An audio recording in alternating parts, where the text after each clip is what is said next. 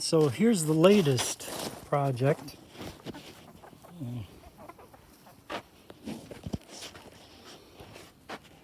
So here we go. Here's the Dodge Dash. Take this out. They're pretty time consuming, but you do enough of them, you get pretty efficient at it. So here's what we got. Here's the heater box, and let me go to the other side. You see this?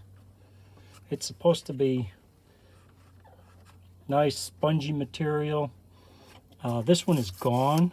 It just deteriorated, and it's just gone. You need this, okay? So I have to replace this. And so it seals up against here. And of course, if you ain't got a seal here, it's just going to make your dashboard hot, and it's not really going to come out the vents or go where you want it to. So let's go to the other side.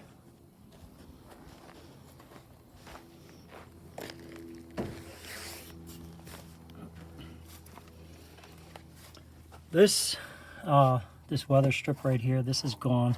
I have not removed the box yet. The old heater core is still in there.